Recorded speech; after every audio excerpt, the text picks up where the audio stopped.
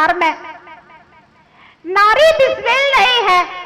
वास्तव में देखा जाए तो इंसान की वासनाएं बिस्मिल कही गई हैं, क्योंकि नारी तो सीता भी थी, नारी तो मैना सुंदरी थी, नारी तो एक माँ भी होती है, नारी एक बहन भी होती है। जिसको तू नारी की दृष्टि से देख रहा है वह भी किसी की माँ है, वह भी किसी की बहन है। तुम्हारी वासनाओं ने उसको नारी बना दिया है। इसलिए वास्तव में भगवान महावीर कहते हैं अगर बिस्बेल है तो वह नारी नहीं, इंसान की वासना बिस्बेल कही गई है। नीति शास्त्रों में लिखा गया है कृषा काणा खज्जा श्रवण रहता पुच्छ विकला, जिसका शरीर क्रश हो गया है, जो काना है, खज्जा लंगड़ा है, पुच्छ विकला पूंछ जिसकी कटी हुई है, और श्रवण रहता यानी कि जिसको सुनाई नहीं पड़ता है, व्रणी पुयोद गिरना, और जिसके शरीर में घाव है और घाव से पीप बह रही है, क्रमिकुल सती रत तनु, और हजारों कीड़े उसके घावों के अंदर बिलबिला रहे हैं, क्षुधा क्षमा छुन्ना, और वह भूखा है, जर्जर है, पिटा हुआ है, पिटरक कपाल पित्त गला, उसके गले में कपाल की माला पड़ी हुई है, सुनी मनवेती स्वा हतमपीचा हंते विमदना, ऐसा कुत्ता भी कुत्ते के पीछे दौड़ रहा है। भगवान महावीर कहते हैं कि यह वासना मरे हुए को भी मारने का काम किया करती है। अव्यात्माओं विषयासक्त चित्ता नाम गुणा कोवा न नश्यति, न मानुष्यम न वैदुष्यम न अभिजात न सत्य भाग। विषयासक्त जब चित्त हो जाता है तो इंसान के संपूर्ण गुणों का विनाश हो जाता है, ना मनुष्यता रहती है, ना विद्वत्ता रहती है, ना कुल जाति की श्रेष्ठता रहती है, ना ही ऐसा व्यक्ति सत्य बोल सकता है। निश्चित रूप से विषयासक्त चित्त असत्य ही बोलेगा। संसार में कितने सारे स्त्रियों के, कितने सारे पुरुषों के पुराणों में उदाहरण दिए गए हैं, और वर्तमान की पर्याय में वर्तमान वातावरण में देखिए, जब इंसान का चित्त विषयासक्त होता है, ना उसको अपने कुल का ध्यान होता है, ना अपनी जाति का भान होता है। अरे जैन कुल की लड़कियां मालियों के परिवारों में, चंडालों के परिवारों में, यहाँ तक कि समारोह तक के घरों में चली जाती हैं। नॉनवेज खाने वालों के साथ भी विवाह करने में उनको संकोच नहीं होता है, और दूसरे घर की नॉनवेज खाने वाले, शराब पीने वाले परिवारों की लड़कियां हमारे जैन समाज के लड़के लेकर के आ रहे हैं, क्योंकि विषयासक्त चित्त संपूर्ण सोच विचार को नष्ट कर दिया करता है। वो आत्माओं ये मर्यादाओं का उल्लंघन कहते हैं। निश्चित रूप से इस विविधता को पैदा करने वाला है। आज के समय में ना माता पिता की मर्यादा है, ना भाई बहन की मर्यादा है, ना देवर भाभी की मर्यादा है, ना जीजा सालियों की मर्यादा है। हमारे यहाँ उदाहरण आते हैं, आप देखिए तो सही। जब सीता को रावण हरण कर ले गया और जंगल जंगल में राम और लक्ष्मण सीता का पता खोज रहे थे, और उसी समय सीता के गले का हार मिला राम को। राम ने कहा लक्ष्मण देखिए सीता का गले का हार है।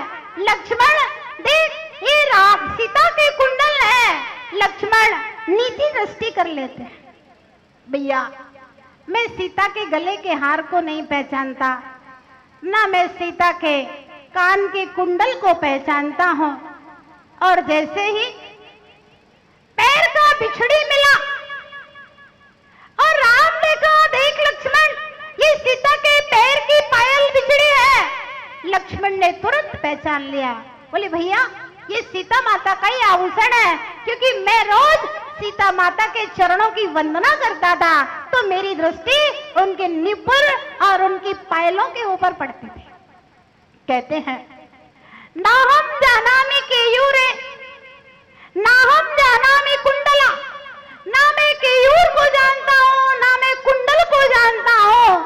नूपुर्ण्यान्नीप जानामि नित्यम पादाभिवंदनात्।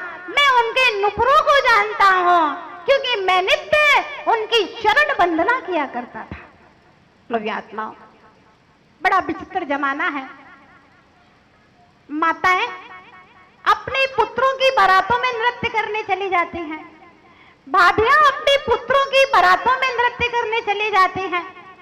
और जब शादियां होती हैं, आपको याद होगा आपकी दादी दादा की भी शादियां हुई होंगी, पिताजी की भी शादियां हुई होंगी। तो हमारे जैन कुल की परंपरा थी कि शादी में जितने मेहमान आया करते थे उनके स्वागत सत्कार के लिए और उनको भोजन कराने के लिए घर की महिलाएं हुआ करती थी। हाँ, स्त्री को अन्नपूर्णा कहा गया है, भरतारी कहा गया है, भरता, क्योंकि वह जो भी घर में आए अतिथि उस सबको भोजन करा करके अतिथि सत्कार, आदर सत्कार करने वाली हुआ करती थी। शादियों में, फंक्शनों में जब मेहमान आते थे तो स्त्रियां उन मेहमानों को बड़े आदर के साथ, मनवार के साथ भोजन कराया करती थी। और शादियों में जो नाचने वाली आती थी वे सब बाहर से आया करती थी। और अब उल्टी संस्कृति हो गई है। खाना खिलाने के लिए न जाने किस जाति के बेटर है, मेहतर है कि चमार है कि कोरी है, पता नहीं कौन जाति का है, और वह आकर के मेहमानों का आदर सत्कार करते हैं। और तो और आजकल इतना घटिया कल्चर चल गया है, जितनी ऊंचे पैसे वाले की शादी होगी, जेंट्स ही नहीं, न जाने कैसे कैसे कपड़े पहने किराए की लड़कियां दूल्हे के 10-5 आगे पीछे घूमती रहती हैं और वे अतिथियों का सत्कार करती हैं। ध्यान रखें, ये हमारे समाज की चारित्रिक पतन और नैतिक पतन, और वह भी जैन समाज की शादियों में, और वह भी जो शहर का सबसे ज्यादा पैसे वाला नगर सेठ है उसकी शादियों में सबसे ज्यादा शराब पी जाती है, उसके घर की शादियों में सबसे ज्यादा नैतिक और चारित्रिक पतन देखने को मिलता है। जैन समाज को देख करके हिंदू लोग, भारत की संस्कृति को देख करके विदेशी लोग आदर्शों को स्वीकार करते हैं, लेकिन हमारा जैन समाज जो आदर्शों का सिरमौर कहा जाता है, भगवान महावीर के सादगी और चारित्र के हिमालय जो भगवान महावीर है उनके अनुयायी कहे जाते हैं, उनके घरों में सामने देखते हैं अजैन लोग आते हैं, देखते हैं क्या तमाशा है, ये जैन समाज की शादियां हैं। वो आत्माओं, अगर इसी तरह से चारित्र का और नैतिकता का पतन होगा तो ध्यान रखना, आने वाले समय में संत महात्माओं को ये कहने में भी शर्म आएगी कि ये जैन समाज के लोग हैं, और आपको अपने नाम के आगे जैन लिखने में भी शर्म आएगी कि हम भगवान महावीर के सिद्धांतों के अनुयायी हैं। संत तो बहुत दूर की बात है, साधक तो बहुत दूर की बात है। हमारे यहाँ तो इतने महान महान श्रावक हुए हैं, आप देखिए तो सही। सेठ सुदर्शन के लिए चतुर्दशी के दिन शमशान में प्रतिमा योग धारण किए हुए थे, और महारानी की दासी पहुंचती है और कहती है कि अरे वत्स, ऐसे युवावस्था में ये तुम्हारे तप करने के दिन नहीं है, महारानी ने तुम्हें याद किया है, चलो जल्दी से महारानी के महलों में। सेठ सुदर्शन दासी की एक बात भी नहीं सुनते, क्योंकि जो भगवान महावीर का सच्चाई अनुयायी होता है वह पर स्त्री की बातों को सुनने में, राग की और भोगों की बातों को सुनने के लिए बहरा हुआ करता है, और जिनेंद्र भगवान की वाणी को सुनने के लिए सदैव उसके कान तत्पर रहा करते। दासी कहती है, हे कुमार, अपनी आंखों को खोलो और चलो महारानी राजकुमार अपने नेत्रों को नहीं खोलता है, क्योंकि पर स्त्री को देखने के लिए शीलवान अंधा हुआ करता है। एकमात्र जिनेंद्र को देखने के लिए उसके नयन खुलते हैं, गुरु दर्शन के लिए उसके नयन खुलते हैं। वह दासी देखती है मेरी बातों का कोई असर नहीं हो रहा, तो वह पूर्व नियोजित कार्यक्रम के अनुसार उसको उठवा करके महारानी के महल में पहुंचा देती है। और महारानी पूरा प्रयास करती है किसी भी नीति से, किसी भी प्रकार से सेठ सुदर्शन मेरे अंडर में आ जाए, लेकिन पूरी रात बीत जाती है, बहुत हाव-भाव दिखाती है, लेकिन सेठ सुदर्शन का शील चलायमान नहीं कर पाती है। तो अंत में सुबह हो गई, अब कोई उपाय नहीं है, महल के बाहर इसको भेजा नहीं जा सकता, तो अपने वस्त्रों को फाड़ लेती है और अपने शरीर के ऊपर अपने ही नाखून लगा करके शोर शराबा प्रारंभ कर देती है कि इसने मेरे शील का हरण किया है, न जाने किस रास्ते से कैसे ये महल के अंदर प्रवेश कर गया। और राजा आता है। ध्यान रखना, संसार में सबका चरित्र जाना जा सकता है, लेकिन भगवान महावीर कहते हैं स्त्री चरित्रम देवो न जानाति, कुतो मनुष्या, स्त्री के चरित्र को देवता भी नहीं जान सकते, फिर मनुष्य के बारे में तो कहना ही क्या है। राजा सोचता है निश्चित रूप से इस पुरुष ने रानी के शील को भंग किया है और सेठ सुदर्शन को सूली की सजा देने के लिए तत्पर हो जाता है। यहाँ सेठ को शूली पर चढ़ाया जाता है, वहाँ शूली भी फूल माल बन जाती है और देवतागण आकाश में से सेठ सुदर्शन के शील धर्म का जय जयकार करते हैं। और राजा आश्चर्यचकित हो जाता है, मेरे से यह कौन सी गलती हो गई। महारानी को पता चलता है तो तुरंत विष खा करके मृत्यु को प्राप्त हो जाती है, आत्महत्या कर लेती है। सेठ सुदर्शन के सामने राजा हाथ जोड़ करके क्षमा याचना करते हैं और कहते हैं ससम्मान आप अपने नगर सेठ के पद को स्वीकार करें। लेकिन सेठ सुदर्शन विचार करता है कि जिस तन को मैं त्याग करना चाहता हूं, जिस तन का नाश करके मैं निर्वाण की सिद्धि करना चाहता हूं, यदि उस तन के प्रति ही स्त्रियां मोहित हो जाती हैं, तो मैं इस तन के संपूर्ण श्रृंगारों का, विकारों का त्याग करके अब मैं मुनि बन करके जंगल में तप करूंगा। और उसी समय श्रेष्ठ सेठ सुदर्शन वैराग्य को प्राप्त होकर के दीक्षा धारण कर लिया करते हैं। भव्यात्माओं, संसार में शीलवान लोगों की भी कमी नहीं है और कुशीलवान लोगों की भी कमी नहीं है। अब देखना यह है कि मुझे अपने जीवन में किन व्रतों को अंगीकार करना है। भगवान महावीर कहते हैं श्रेष्ठ तो यह है कि शरीर के ममत्व को त्याग करके मुनि बन करके अपनी आत्मा में रमण करना चाहिए।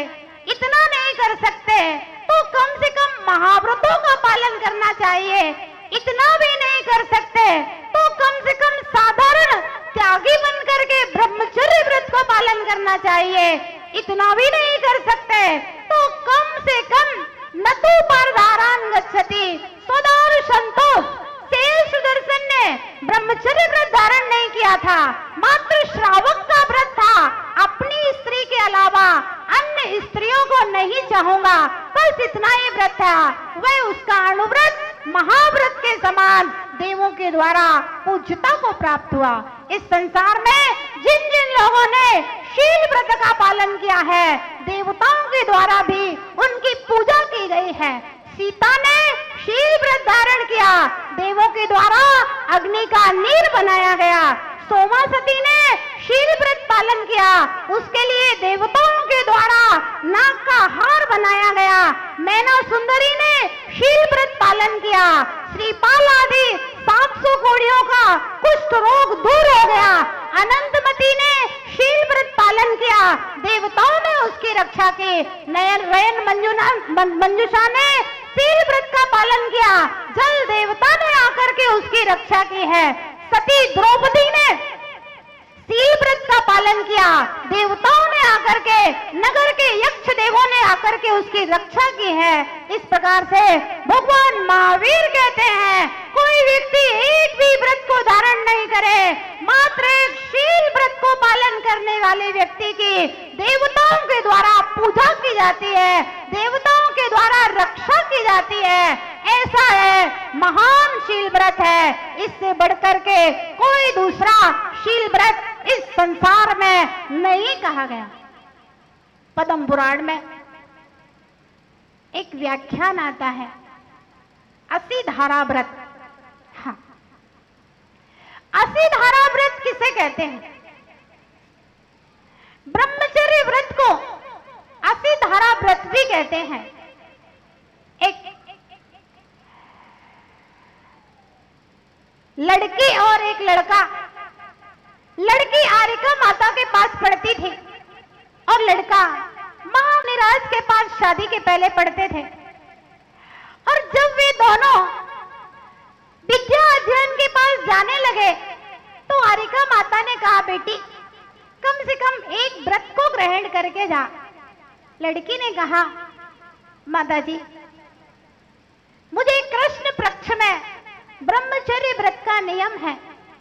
और वह लड़का जिसका नाम विजय था, वह मुनिराज के पास पढ़कर के जब जाने लगा तो बोला, महाराज मेरे शुक्ल पक्ष का ब्रह्मचर्य व्रत है और नियोग था, संयोग था, उन दोनों का विवाह हो जाता है।